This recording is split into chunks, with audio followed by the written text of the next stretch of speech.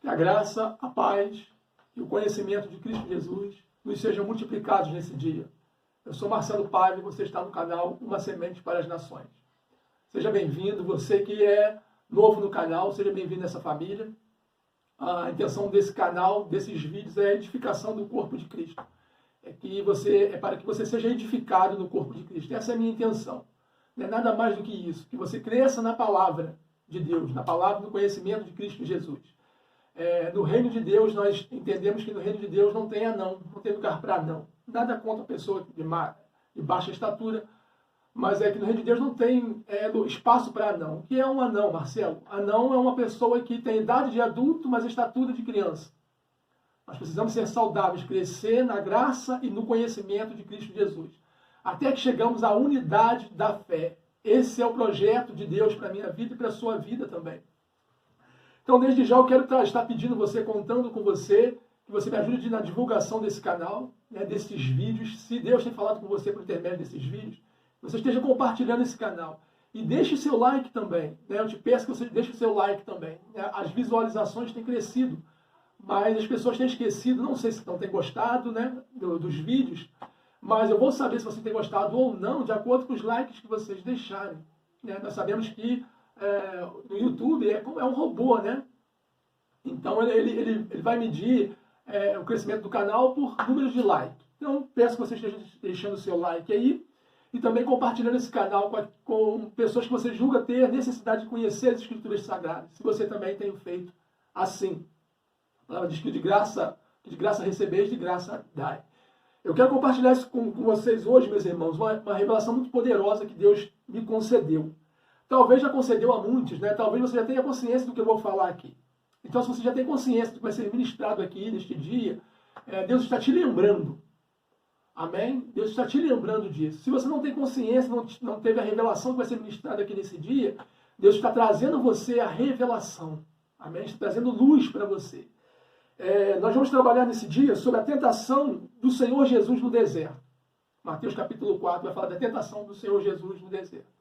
E se Jesus passou pelo deserto, passou por essa prova, isso é a indicação que todo discípulo ia passar também. Porque todo discípulo é um seguidor do Mestre, chamado Jesus, Então, a indicação aqui da tentação no deserto significa que todo discípulo vai passar também.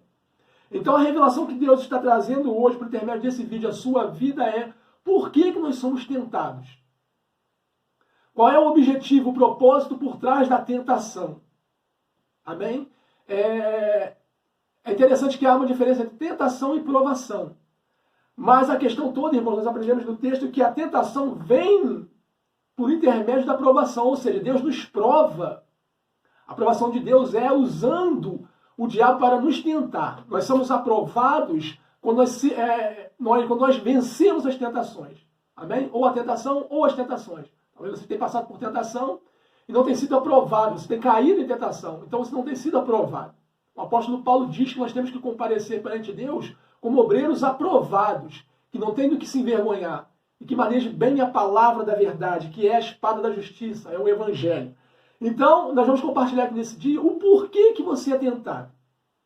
Qual é o propósito de Deus por intermédio da tentação, da aprovação, Deus a ninguém tenta, mas Deus vai usar o diabo para te tentar, para te aprovar. A aprovação, nós sabemos que a aprovação, a definição de provação é um teste feito pelo Altíssimo para te dar algo que você ainda precisa, que você ainda não tem. Então, todas as vezes que o Senhor nos prova, Ele nos prova para nos dar algo que nos falta. E nós só vamos receber isso que nos falta quando somos aprovados. Se nós formos reprovados, nós não vamos receber a proposta divina, um crescimento, uma elevação espiritual. Nós não vamos receber. Vamos permanecer no mesmo status, no mesmo nível. Amém? Mas eu quero compartilhar algo muito poderoso que o Senhor me revelou aqui.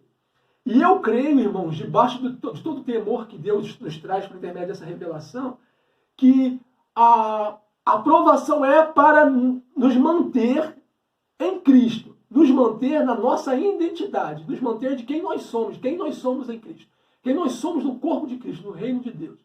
Então a tentação é para nos tirar desse lugar, É para nos tirar desse lugar, dessa posição. Então eu quero compartilhar isso com vocês.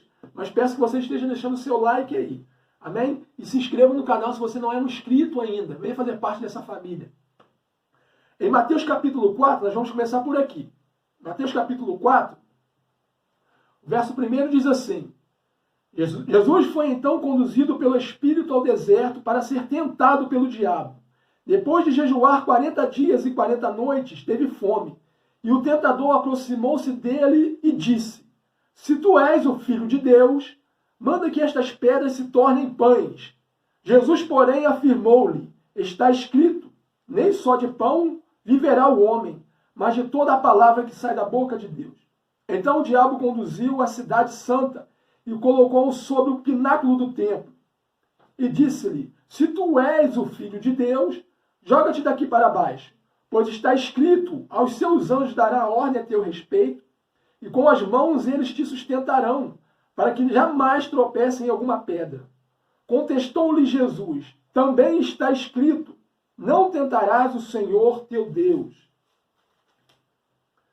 Tornou o diabo a levá-lo a um lugar, um monte muito alto, e mostrou-lhe todos os reinos do mundo, e toda a sua glória e resplendor. E todo o seu resplendor. E fez a seguinte proposta para o Messias: Tudo isso te darei, se prostrado me adorares. Ordenou-lhe então o Messias: Vai-te, Satanás, porque está escrito: Ao Senhor teu Deus adorarás, e só a ele servirás. Assim o diabo deixou, e eis que vieram os anjos dos céus e o serviram. Bendito seja o nome do Eterno, para todo sempre. Nós sabemos que nosso adversário, nosso inimigo, ele é ladrão, ele veio para matar, roubar e destruir. Eu já compartilhei com vocês aqui que o contexto que o Senhor Jesus ensina essas palavras é o contexto de ele está combatendo a religiosidade dos fariseus. Então, no contexto, lógico, está falando dos fariseus. O ladrão ali são os fariseus, né? A falsa doutrina. Mas também sabemos que por todo o contexto das Escrituras Sagradas, que Satanás é um ladrão. Ele veio para matar, roubar e destruir. Sendo assim o princípio do governo de Satanás, ele veio para matar, roubar e destruir, a sua missão é essa, nos surge uma pergunta por intermédio desse texto. Se ele veio roubar, o que o Senhor Jesus teria, de acordo com o texto que nós lemos aqui, para ser roubado pelo diabo? Jesus está no deserto, foi conduzido pelo Espírito ao deserto para ser tentado pelo diabo. No final dos 40 dias teve fome e sede. Ou seja, o que Jesus tem aqui para que Satanás o roube? Ou seja, qual é o objetivo de Satanás aqui com essa proposta que Satanás fez a ele? O que Satanás está querendo roubar de Jesus aqui? E essa é a revelação que Deus me deu, a qual eu compartilho com vocês nesse dia. O que Satanás está tentando roubar de Jesus? Se Jesus é o nosso modelo, meus irmãos, se ele é o nosso modelo, automaticamente as mesmas coisas que Jesus passou, nós vamos passar também. Então, durante toda a nossa peregrinação, porque o 40 na palavra de Deus representa o tempo certo, o tempo oportuno, o tempo certo, o tempo perfeito. Então significa que por toda a nossa peregrinação, nós vamos ser tentados a ceder as mesmas coisas que Jesus foi tentado a ceder aqui também. Ou seja, Satanás vai tentar roubar algo que está sobre Jesus. Aos nossos olhos, aparentemente, Jesus não tem nada. Mas olha o que a revelação diz aqui. Vamos voltar a um versículo. Né? Sabemos que os pergaminhos originais não existe capítulo nem versículo. Então olha o que o contexto diz. Olha o que Satanás foi tentar roubar de Jesus ali no deserto. E na verdade ele vai tentar roubar isso durante toda a peregrinação de Jesus aqui na terra, todo o seu ministério terreno. E vai tentar nos roubar isso também com situações, com lutas, com adversidades. Vai tentar nos roubar isso daqui. E muitas das vezes nós cedemos.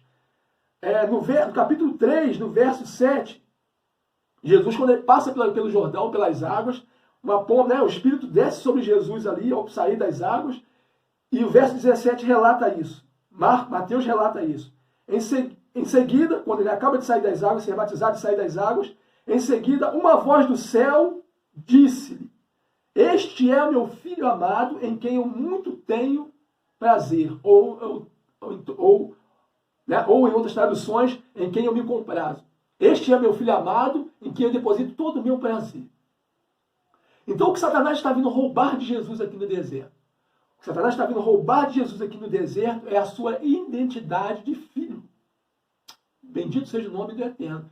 Jesus está sendo tentado a ceder a sua identidade de filho.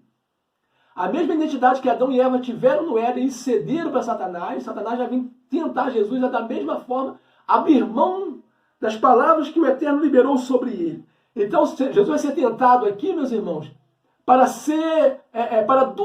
duvidar se ele é filho ou não. Porque a palavra que foi liberada da boca de Deus aqui é: tu és meu filho. Então Satanás vem assim, a primeira tentação de Satanás é: se tu és o filho de Deus. O contexto diz aqui que Jesus está com fome e sede, né? Ou com fome. O texto não fala que está com sede, mas diz que ao final dos 40 dias ele teve fome. Isso significa que Jesus está completamente vulnerável no nível da carne, mas completamente revestido no nível do espírito. Então Satanás vem propor a ele pão. E pão, isso fala da existência humana, né? Pão fala da necessidade humana. Significa que quando nós estamos passando, e talvez você esteja passando por isso nesse dia, por dificuldades, e Satanás tem lançado ao pé dos teus ouvidos o seguinte: se tu és o Filho de Deus, fosse verdadeiramente o Filho de Deus, será que você estaria passando por essa luta que você está passando? Se você fosse verdadeiramente Filho de Deus, será que você estaria só, porque Jesus está só aqui, será que você estaria só? Né? Talvez as pessoas te abandonaram, talvez as pessoas estão te rejeitando, e Satanás tem tentado a você a pensar, a duvidar se você é filho de Deus. Será que há uma paternidade sobre sua vida verdadeiramente? Porque se você fosse um filho de Deus, você não estaria passando por dificuldade. Essa é a tentação de Satanás aqui. Se tu for, de fato, é o filho de Deus, você não estaria passando fome. Porque o salmista diz: fui velho, fui jovem e hoje sou velho. E nunca vi um justo mendigar o pão e nem a sua descendência passar fome. Então é isso que Satanás está fazendo aqui. Ele está tentando roubar a identidade de Jesus. Jesus vai negociar isso, porque nós somos adotados pelo Altíssimo, né, pelo Eterno. Nós somos filhos de Deus. E durante toda a nossa peregrinação, nós temos que guardar essa identidade, essa nova natureza. Por isso que nós somos tentados. Quando nós somos tentados, irmãos, nós somos tentados a abrir mão dessa natureza. Porque no contexto dessa natureza, nós entendemos que o pecado, o erro, não faz parte mais da nossa natureza. Por isso temos que abrir mão dessas coisas, né, para nos apegarmos nas coisas que são espirituais. Então a primeira tentação de Satanás aqui, a intenção de Satanás aqui é roubar a identidade, a palavra que foi liberada da boca de Deus com respeito a Jesus. Então as tentações que nós passamos, irmãos, as provações que nós passamos, na verdade, é para saber, é um teste para saber se vamos ser aprovados em guardar tudo aquilo que Deus tem dito a nosso respeito. A aprovação é essa, se você tem guardado o que Deus tem dito a seu respeito.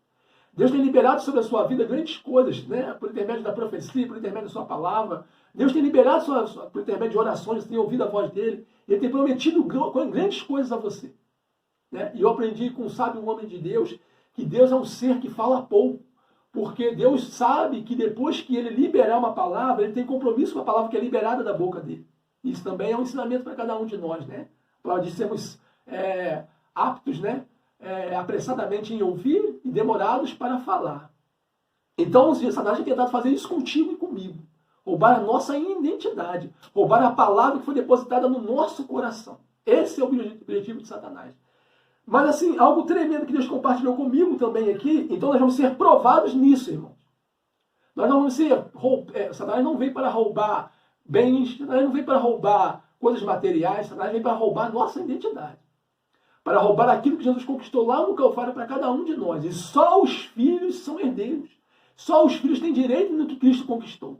Amém? Então, se você duvidar da sua paternidade, da paternidade de Deus para contigo, automaticamente você não vai tomar posse daquilo que é seu por direito. Porque toda a herança pertence aos filhos. Bendito seja o nome do Eterno. Então eu pergunto para você, o que Deus me revelou aqui, também é o seguinte: quantas vezes Jesus foi tentado no deserto? Quantas vezes Jesus foi tentado no deserto?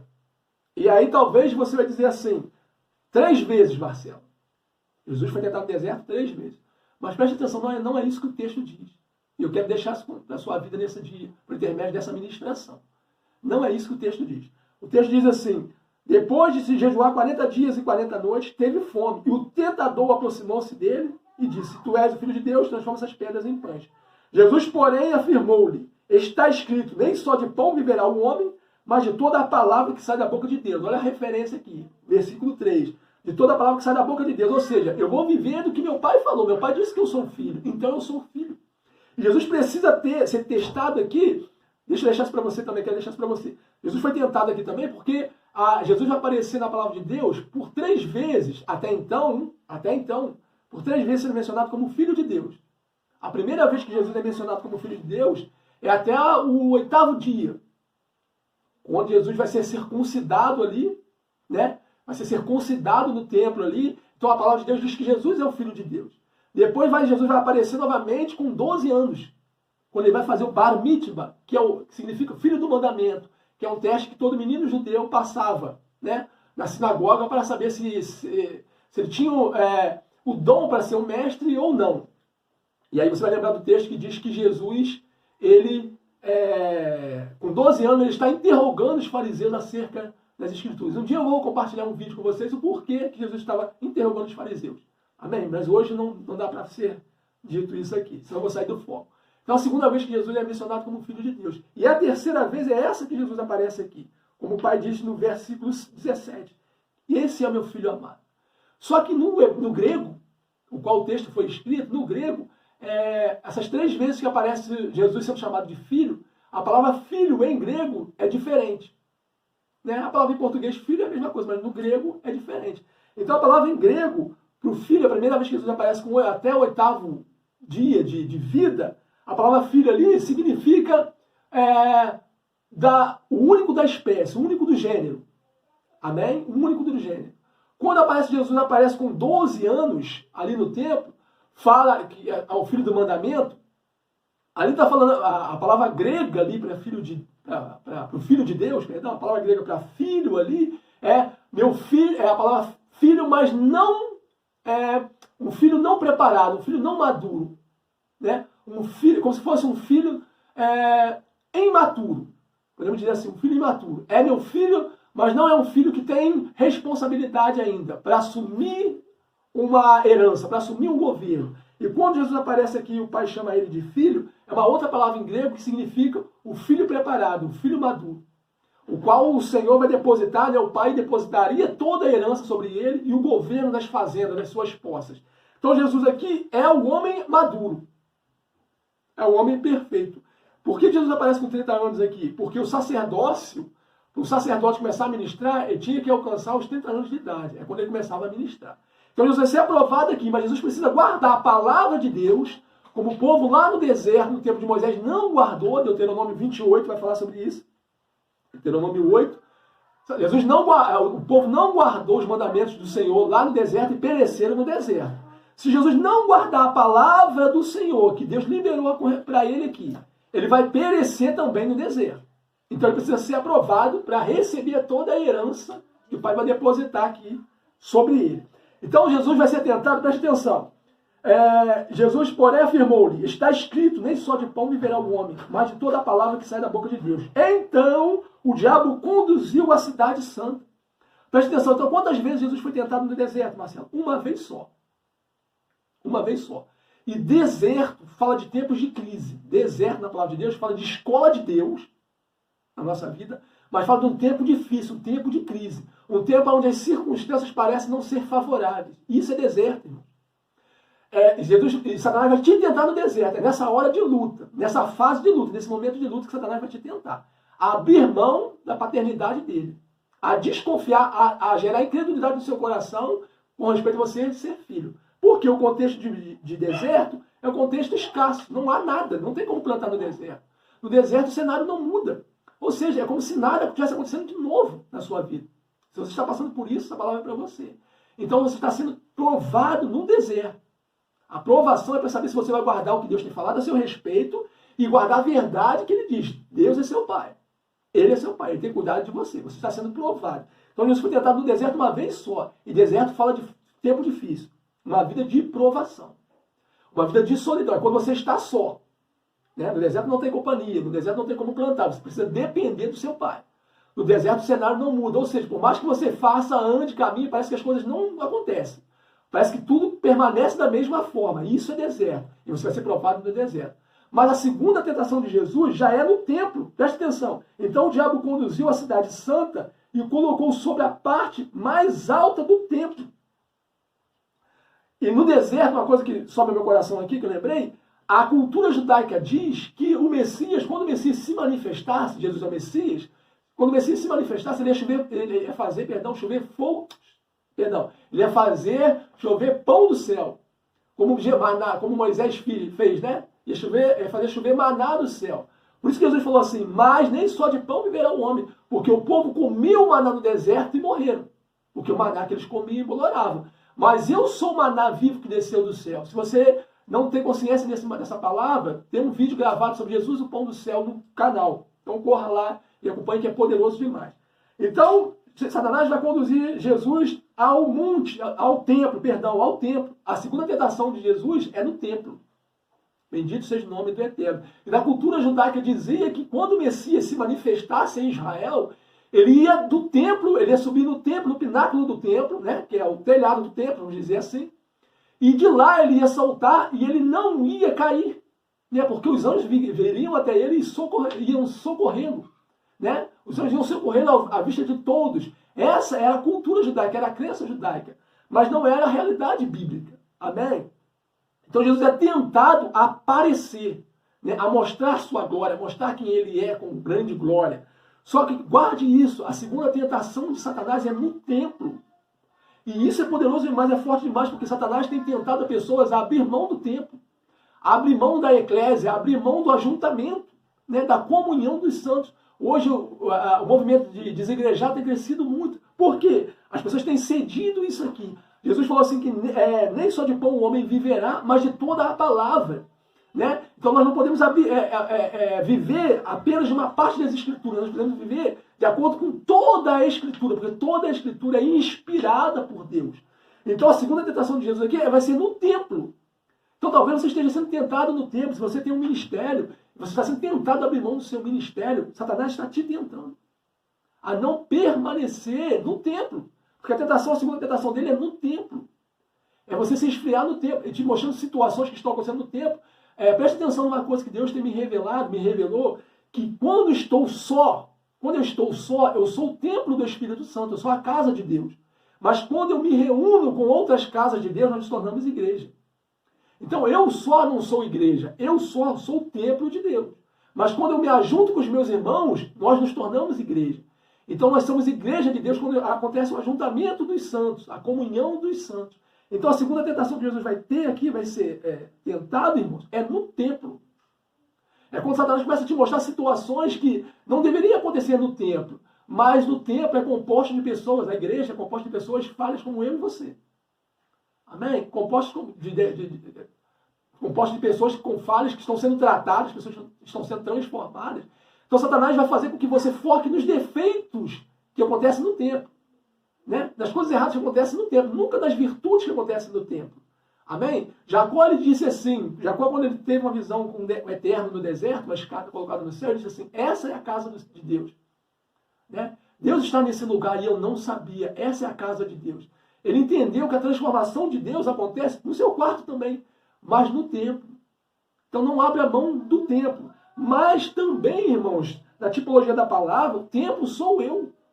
É quando você começa a abrir mão das coisas que te edificam. Nós somos um templo em construção, estamos sendo construídos sobre a base que é Cristo. Nós somos um edifício sendo construído, edificados, meus irmãos. Então nós somos o templo. Então quando Satanás manda ele lançar mão do templo, dali para baixo, é abrir mão da palavra que diz que o zelo da sua casa me consumirá. Né? Quando Jesus entra no templo ali, faz um chicote e extermina, expulsa os cambistas ali, a palavra se cumpre, dizendo assim, e o zelo pela tua casa me consumirá. Então a tentação de Jesus aqui, Satanás está tentando Jesus a abrir mão da palavra que foi liberada, da identidade que está sobre Jesus aqui, Jesus é o Messias, mas também de abrir mão do templo. E nós sabemos que Jesus não vai abrir mão do templo, né? Ele vai fazer a expiação do templo até que o templo perfeito seja ressuscitado, que é ele. Ele diz assim, 3 dias destruirás esse templo aqui e em 3 dias eu reconstruirei. Né? E Jesus está falando do templo perfeito que era ele. A palavra diz lá no Antigo Testamento que a glória da segunda casa será maior do que a da primeira. Por que a palavra diz isso? Porque o povo estava triste em contemplar o templo de Salomão que tinha sido destruído, né? Eles contemplaram o templo, foi destruído. E quando vão construir o templo de Esdras e Neemias, é um templo aparentemente inferior ao templo de Salomão, né? Sentido de construção. Mas Deus diz assim, a glória dessa casa aqui será maior do que a glória que foi depositada lá no templo do rei Salomão. Amém? Quando a palavra diz que a glória de Deus desceu naquele lugar e os sacerdotes não podiam parar de pé. Né? Os levitas não podiam parar de pé. Tal a glória de Deus. E Deus disse assim, mas a glória dessa segunda casa será maior do que a da primeira. Porque o templo que levou o nome de Herodes, o templo de Herodes, é o mesmo templo de Esdras. Né? Só que Herodes transformou ele numa...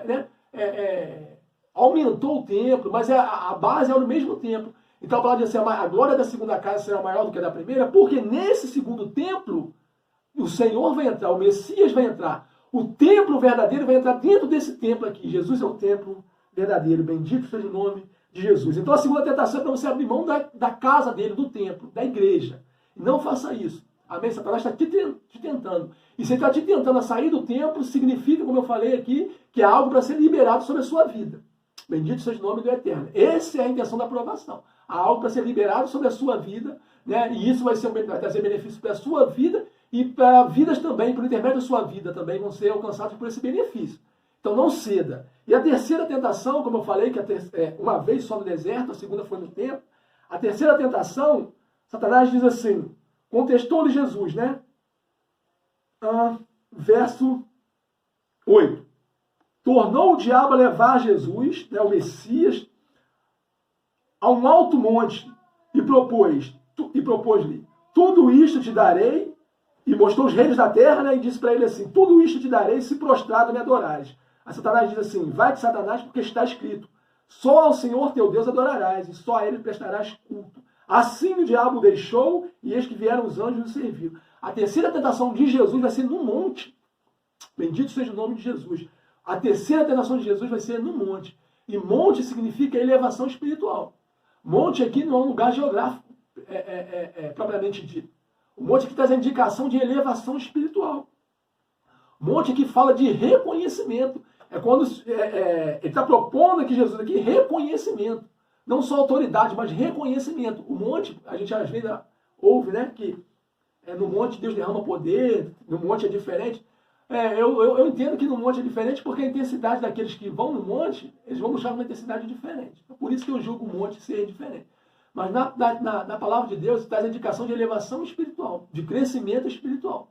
Então a terceira tentação que Jesus vai sofrer aqui é no monte. Ou seja, quando Jesus começasse, para mim e para você hoje, é quando nós começássemos a ter elevação espiritual, crescer na fé e no conhecimento de Deus e por consequência disso sermos usados por Ele. Então nós seremos tentados quando nós começarmos a entrar em evidência, ficar em evidência. Então Satanás vai nos tentar a crer, a acharmos que tudo que estamos conquistando, né, seja reconhecimento, né, aplauso de homens, talvez dons, seja por méritos nossos. Não é, irmãos. Né? É por graça. Né? É dom, é um presente de Deus. É algo imerecido. Então a terceira tentação de Jesus vai ser no monte. E monte também fala no contexto bíblico, fala de situações contrárias e situações favoráveis. Situações contrárias porque o salmista diz, eleva os meus olhos para o monte, de onde me vem o meu socorro? Então ele diz que o socorro não viria do monte, né? O socorro viria daquele que vem saltando sobre os montes. Mas monte, na palavra de Deus também, os atalaias ficavam sobre os montes. Os profetas ficavam sobre os montes. Isso fala de elevação, de um lugar de privilégio. Bendito seja o nome de Jesus. Um lugar de privilégio. Então, se você tem recebido um ministério, se você receber uma nova unção, você vai ser tentado nessa área. A negociar. Lembre-se que a tentação de Satanás nada mais é que o desejo dele é roubar a sua identidade como filho, a identidade de filho. E abrir mão da palavra que Deus liberou a seu respeito. Amém? Então vem o versículo 11, eu vou finalizar aqui. Vem o versículo 11 diz assim, assim o diabo deixou, quando Jesus repreende ele, diz que só o Senhor teu Deus adorarás e só a ele prestarás culto, porque Satanás propõe a ele uma adoração de joelho. E nós aprendemos que Deus ele é um ser que abomina a idolatria. Né? Se fala pouco sobre idolatria hoje, mas Deus é um ser que abomina a idolatria, porque ele não divide a glória dele com ninguém e com nada. Quando você é uma pessoa idólatra, você está dando a glória, a honra que é devida a Deus, a homens ou a situação. Mas idolatria na palavra de Deus, a palavra tem a ver com se prostrar. Por isso Satanás falou para se prostrar aqui. Isso é idolatria. Não adoração. Idolatria é diferente de adoração. Idolatria é uma veneração a algo que você está vendo, como diz a palavra, que tem mãos, mas não apalpam, tem olhos, mas não veem, boca, mas não fala. Enfim. Bendito seja o nome de Jesus. Então, assim, idolatria significa se prostrar. Então, se eu estou se prostrando perante uma imagem, eu sou um idólatra. Estou sendo reprovado por Deus. Mas se eu me prostro perante uma situação contrária, uma luta, uma dificuldade, eu também sou um idólatra. Então, eu vou finalizar aqui para o vídeo não ficar muito extenso. E eu estou voltando agora, né? Em nome de Jesus, eu espero que esses vídeos sejam edificantes para a sua vida. Diz aqui a palavra que Satanás o deixou e os anjos o serviram. Isso significa que tudo que Satanás propôs para Jesus aqui no monte, aqui ele mostrou todos os reinos da terra, isso vai ser do Senhor, né? No presente momento, que seria de Jesus. Mas Jesus sabia que não seria naquele momento. Em Apocalipse diz, vou finalizar aqui, Apocalipse diz que, no capítulo 11, verso 15, presta atenção, o verso 15 diz assim: então o sétimo anjo fez soar a trombeta, e aconteceu no céu fortes vozes que proclamavam: o reino do mundo se tornou do Senhor e do seu Cristo, e ele reinará pelos séculos dos séculos. Bendito seja o nome de Jesus. Ou seja, Satanás não propôs a Jesus aqui uma mentira. Mas ele propôs a Jesus aqui algo fora do tempo, antes do tempo. Jesus sabia que todo o reino da terra seria dele, mas só depois do Calvário, só depois do monte, só depois da cruz, que seria dele. Então, eu deixo essa palavra com você. Confie em Deus no tempo certo. Confie em Deus para aquilo que você tem almejado. Confie em Deus para que Deus te libere, te impulsione. Confie em Deus para liberar aquilo que já tem prometido.